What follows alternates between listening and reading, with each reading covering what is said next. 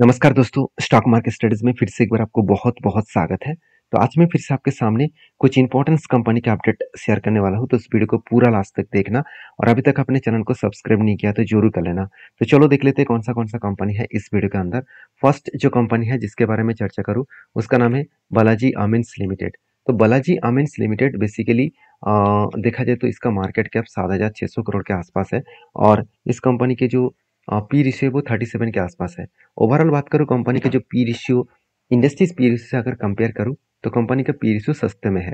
तो सस्ते में पहले नहीं था। पहले अगर देखा जाए तो कंपनी का पी रेशियो एक टाइम चला गया था 52 रुपीज़ के आसपास और वहाँ से एक बिग करेक्शन हुआ और करेक्शन उसी लेवल तक आया था जो कोविड के लोअर साइड हायर साइड था। तो कोविड के सिचुएशन में जो मार्केट में क्रैश हुआ था उसी टाइम्स के लेवल में था। तो बेसिकली कंपनी करेक्शन होने के बाद देखिए फिर से उसको धीरे-धीरे करके रिकवरी कर रहा है और जिस तरीके से यहाँ पे रिकवरी हो रहा है, उसी तरीके से प्राइस का भी रिकवरी हो रहा है। देखिए प्राइस भी बिग क्रैश हुआ था, उसको देखिए धीरे-धीरे करके यू टर्न लेकर वापस जा रहा है। तो बालाजी अमिन्स जो है वो केमिकल सेक्टर से बिलॉन्ग करते हैं और इस कंपनी के जो प्रोडक्ट है, अगर उस प्रोडक्ट के हिसाब से मार्केट शेयर पहले देखूँ तो अ, बालाजी अमिन्स का एक गुड पॉइंट्स है DMAHCL जो प्रोडक्ट है ग्लोबली मार्केट में कंपनी 70% मार्केट से रखा है। सिर्फ इंडिया में नहीं, ऑल ओवर ग्लोबली मार्केट में 70% मार्केट शेयर इस कंपनी लेकर रखा है। तो एक बिग गुड पॉइंट्स है और इसी गुड पॉइंट्स के कारण कंपनी अच्छा खासा एक जर्नी दिखा सकता है। तो मुझे लगता है जो सिचुएशन बना है उस सिचुएशन के बेसिस में कंपनी के ऊपर एक अच्छा खासा ग्रोथ बन सकता है। तो बाकी इस कंपनी के ऊपर जो क्वार्टर रिजल्ट है वो अगर बात करूँ तो सेल्स के आंकड़ा और सेल्स का जो ग्रोथ है वो लगातार क्या हो रहा है यहाँ पे बढ़ते चले जा रहे हैं। कंपनी का सेल्स का आंकड़ा जो है वो लगातार यहाँ पे बढ़ता हुआ देखने को मिले और प्रॉफिट और एक्सपेंस के बारे में बात करें तो नेट प्रॉफिट फॉर 89, 131 और 55 अभी 72 मतलब कंपनी लगातार खुद के प्रॉफिट को क्या कर रहा है बढ़ाते चले जा रहे हैं। तो एक गुड पॉइंट्स है जिस पॉइंट के बेसिस में कंपनी आगे बढ़ सकता है। कंपनी में एक अच्छा खासा ग्रोथ ऑफ सिचुएशन देखने को मिल सकता है। तो मुझे लगता है जो सिचुएशन है उस सिचुएशन के बेसिस में कंपनी अच्छा खासा स्मूथली रन करेंगे। तो एज ए इन्वेस्टर प्रोमोटर से लेकर एफएसडीएस पब्लिक हर किसी के पास अच्छा खासा आपको इन्वेस्टमेंट देखने को मिल चुके हैं। तो अ, तो लोगों का मन में यही डाउट है क्या बालाजी अमीन्स फिर से रिकवरी कर पाएंगे जिस तरीके से क्रैश हुआ है। तो दो चीज़ों को पहले समझिए। कंपनी का पहले जो हाईएस्ट कर्जा था उसको अभी एकदम ना के बराबर लेके आए और कंपनी की जो रिजर्व था 165 से लेकर 1700 करोड़ तक देखने को मिला। मतलब जो रिजर्व है वो लगातार यहाँ पे बढ़ता हुआ देखने को मिला है और इसी रिजर्व के हिसाब से कंपनी के जो आदर्श लाइबिलिटीज है अगर वो दिखा जाए तो 405 करोड़ के आसपास आदर्श लाइबिलिटी देखने को मिली। तो ओवरऑल सारे पॉइंट्स को एक साथ देखते हुए मैं एक ही बात कहूँगा, जो कैश फ्रॉम ऑपरेटिंग एक्टिविटी है वो 94 करोड़ से 224 करोड़ के आसपास देखने को मिला। मतलब एक पॉजिटिवली कंपनी ग्रोथ हो रहा है। अगर उसी बेसिस में अगर कंपनी को फिक्स्ड एसेट के बारे में बात करें तो कंपनी इस बार देखिए हाईएस्ट फिक्स्ड एसेट को परचेज किया। तो जब भी कोई कंपनी खुद के फिक्स्ड एसेट को ज़्यादा परचेज करते हैं इसका मतलब कंपनी में कुछ ना कुछ ग्रोथ आने का चांसेस है। क्योंकि देखिए अगर फिक्स्ड एसेट बढ़ रहा है तो प्रोडक्शन बढ़ेगा मतलब कंपनी का रेवेन्यू बढ़ने का चांसेस होगा और तभी कंपनी प्रोडक्शन को बढ़ाएंगे जब उसका डिमांड होगा। तो केमिकल सेक्टर में लास्ट 2 इयर्स में कोई भी डिमांड नहीं है, डिमांड बहुत कम है। तो ये भी बताया जा रहा है कि 2025 के बाद डिमांड बढ़ जाएगा।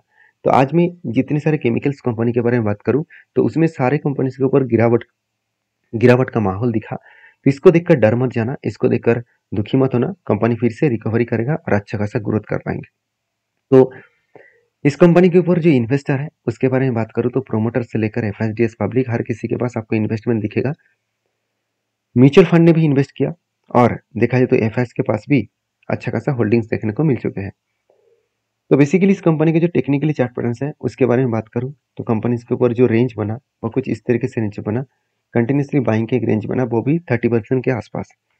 तो मैं इंतजार कर रहा था कि कब नीचे टच करेगा तो फाइनली कुछ मंथ के बाद ही फाइनली नीचे टच किया। तो यहाँ पे एंटी बना और इस जगह पे टारगेट बना। तो बेस्ट तरीके से एक एंटी और टारगेट मिल चुके हैं। अभी देखिए वही रेंज के ऊपर कंपनी बहुत दिनों से होल्ड कर रहा है। ऊपर गया फिर से नीचे आया, फिर से ऊपर गया, फिर से नीचे आया, फिर से ऊपर गया। मतलब एक रेंज के ऊपर कंपनी फंस चुके हैं।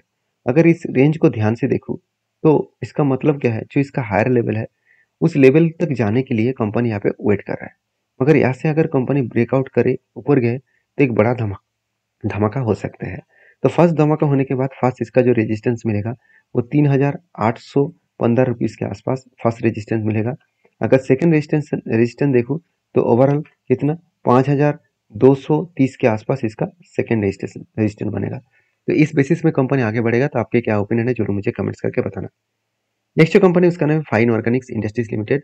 तो basically fine organic industries limited 15,600 crore के आसपास इसका मार्केट कैप है।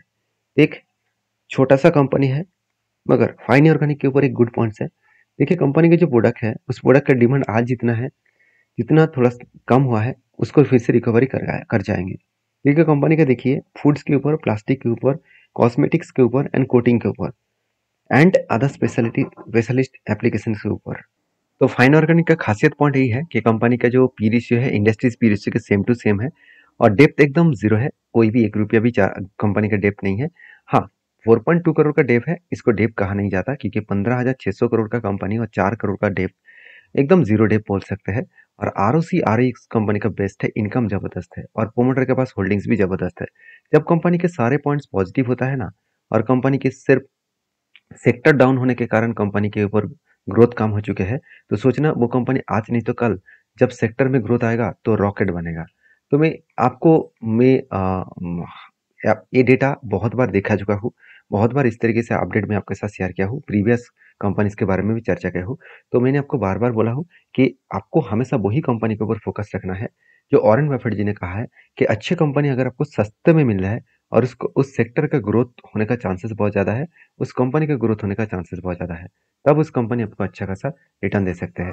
तो मुझे लगता है जो क्वार्टर रिजल्ट है उस हिसाब से सेल्स का ग्रोथ लगातार बढ़ते चले गए और उसी बेसिस में कंपनी का नेट प्रॉफिट देखिए लगातार बढ़ रहा था। फाइनली बीच में लास्ट ईयर से कंपनी का प्रॉफिट ग्रोथ कम होता देखने को मिले। अभी देखिए धीरे धीरे करके कंपनी रिकवरी भी कर रहा है क्योंकि 70 करोड़ 104 करोड़ तक कंपनी पहुंच चुके हैं। तो बेस्ट तरीके से यहाँ पे सिचुएशन दिखा, इस सिचुएशन में कंपनी आगे बढ़ रहा है। बाकी एज ए इन्वेस्टर, प्रोमोटर से लेकर एफएसडीएस पब्लिक हर दिशा से देखा है तो कंपनी के ऊपर इन्वेस्टमेंट करते चले जा रहा है। अभी इस फाइन ऑर्गेनिक के बारे में बात करूँ तो जल्द से जल्द इस कंपनी का Q2 का रिजल्ट आने वाला है और वो भी 24 जुलाई। तो डेट अनाउंसमेंट हो चुके हैं Q2 का रिजल्ट का। और इस उसके बाद कंपनी डिविडेंड भी अभी से अनाउंसमेंट कर चुके हैं। 13 अगस्त कंपनी 10 रुपये करके डिविडेंड यहाँ पे देने वाले हैं। तो 10 रुपये करके कंपनी यहाँ पे डिविडेंड देने वाले हैं और मुझे लगता है जो सिचुएशन बना है, जो यहाँ पे रेंज बना, उस रेंज के बेसिस में कंपनी के ऊपर एक बिग बेस्ट तरीके से 42% के आसपास रेंज बने हैं। तो इस तरीके से जब भी नीचे टच किया तब यहाँ पे क्या बना, तब बना यहाँ पे एंट्री और इस हाई लेवल तक इसका क्या बनेगा, इसका बनेगा टारगेट। तो मुझे लगता है बेस्ट तरीके से एंट्री और टारगेट मिलने का चांसेस है जो कंपनी को अच्छा खासा यहाँ पे बूस्ट दे सकते हैं। तो एंट्री तो बन चुके हैं, अभी टारगेट बनने में कितना टाइम लगेगा वो अभी देखना बाकी है। मुझे लगता है जिस तरीके से सिचुएशन बना है, जिस तरीके से रेंज यहाँ पे बनना था, उस रेंज को ब्रेकआउट करने का कोशिश कर रहा है। अगर उस रेंज को ब्रेकआउट करे और उसके बाद इसके ऊपर कोई कंफर्मेशन करे तो एक बेस्ट तरीके से जर्नी आपको देखने को मिल सकता है। तो मैं तो बुलिश हूँ, आपकी क्या राय है जरूर कमेंट्स करना। नेक्स्ट जो कंपनी उसका नाम है क्लीन साइंस एंड टेक्नोलॉजीज। इस कंपनी की हालत भी सेम टू सेम है क्योंकि ये भी एक केमिकल कंपनी है। इस कंपनी का खासियत पॉइंट यही है कि कंपनी का जो प्रोडक्ट है उसका डिमांड आज जितना है फ्यूचर में और भी ज़्यादा बढ़ने वाला है। अगर इस कंपनी के कैपेक्स के बारे में बात करूँ तो कंपनी की इस बार हाईएस्टली कैपेक्स देखने को मिला अराउंड 226 करोड़ के आसपास, जो पिछले साल में कैपेक्स था करीबन 170 करोड़ के आसपास। अगर यही डेटा में अगर इस कंपनी के रेवेन्यूज के हिसाब से बात करूँ तो कंपनी के जो परफॉर्मेंस केमिकल्स है, परफॉर्मेंस केमिकल एक्चुअली इंडस्ट्रियल में यूज किया जाता है। तो परफॉर्मेंस केमिकल्स में कंपनी 67% रेवेन्यू जनरेट कर रहा है और फार्मास्यूटिकल इंडस्ट्रीज में कंपनी 19% प्रोडक्ट को बेचकर रेवेन्यू जनरेट कर रहा है, एफएमसीजी में 13% एंड अदर्स के ऊपर 1%। तो ओवरऑल बिजनेस जो है वो डाइवर्सिफाइड करके रखे हैं और केमिकल प्रोडक्ट को वो अलग अलग जगह पे सेल कर रहा है। तो कंपनीज के ऊपर जो डोमेस्टिकली बिजनेस हो रहा है, मतलब इंडिया में कंपनी 92% बिजनेस कर रहा है और मतलब कंपनी एक्सपोर्ट कर रहा है 7.7% के आसपास, जहाँ पे चाइना में 22%, इंडिया में 36%, अमेरिका में 17%, यूरोप में 14% और अदर्स में 11%। पर यहाँ पे माफी चाहता हूँ, यहाँ पे जो डोमेस्टिक एंड मतलब इम्पोर्टेड जो है वो दोनों यहाँ पे जो दिया गया है उस परसेंटेज के बेसिस में यहाँ पे परसेंटेज को कैलकुलेशन किया गया है। तो फाइन ऑर्गेनिक के ऊपर एक ही बात, सॉरी क्लीन साइंस के ऊपर एक ही बात कहूँगा, कंपनी में जो ग्रोथ कम हो रहा था अभी धीरे धीरे करके बढ़ता हुआ देखने को मिले क्योंकि 217 से लेकर 228 तक कंपनी का सेल्स दिखा और एक्सपेंस को कंपनी मिटाया। उस बेसिस में कंपनी का नेट प्रॉफिट 81 से लेकर 70 करोड़ तक देखने को मिला, मतलब नेट प्रॉफिट यहाँ पे कम होता देखने को मिला है। तो मुझे लगता है जो सिचुएशन बना है उस सिचुएशन के बेसिस में कंपनी में आगे बढ़ने का यहाँ पे पोटेंशियल देखने को मिला है। तो बाकी एज ए इन्वेस्टर प्रोमोटर से लेकर एफएसडीएस पब्लिक हर किसी के पास आपको बेस्ट तरीके से इन्वेस्टमेंट देखने को मिला है। तो इंस्टीट्यूशन इसीलिए कंटिन्यू कर रहा है क्योंकि उसको पता है अपकमिंग टाइम्स में इस कंपनी का ग्रोथ होने का चांसेस बढ़ेगा। तो बाकी आपके क्या ओपिनियन है इस कंपनी के ऊपर जरूर कमेंट्स करना। नेक्स्ट जो कंपनी है उसके बारे में बात करूँ, उसका नाम है रेमसॉन इंडस्ट्रीज लिमिटेड। तो रेमसॉन इंडस्ट्रीज लिमिटेड बेसिकली एक छोटा सा कंपनी है, 700 करोड़ का कंपनी है। और कंपनी के ऊपर जो चार्ट है वो लोअर साइड में है 230 रुपीज़ और हायर साइड में कितना है करीबन 1000 के ऊपर। तो 230 रुपीज़ ऑलमोस्ट आप बोल सकते हैं 5 गुना कंपनी रिटर्न दे चुके हैं एक साल के अंदर अंदर। आप खुद प्रॉफिट एंड लॉस में देख सकते हैं करीबन 340% रिटर्न अभी दिख रहा है एक साल के अंदर अंदर। तो अच्छा खासा रिटर्न देने के बाद कंपनी के बोर्ड ने एक अनाउंसमेंट भी किया स्प्लिट का। तो कंपनी 5 जुलाई में कंपनी हर एक के बदले आपको 5 शेयर देने वाला है, क्योंकि इसका फेस वैल्यू 10 रुपया था वो अभी 2 रुपया बनने जा रहा है। तो जो कंपनी का अपडेट है वो मैं आपके साथ शेयर किया हूँ। बाकी आपकी क्या राय है जरूर कमेंट्स करना, और किसी भी कंपनी के ऊपर डिसीजन लेने से पहले एक बार डीपली रिसर्च कर लेना। मिलते हैं नेक्स्ट वीडियो में, तब तक के लिए धन्यवाद।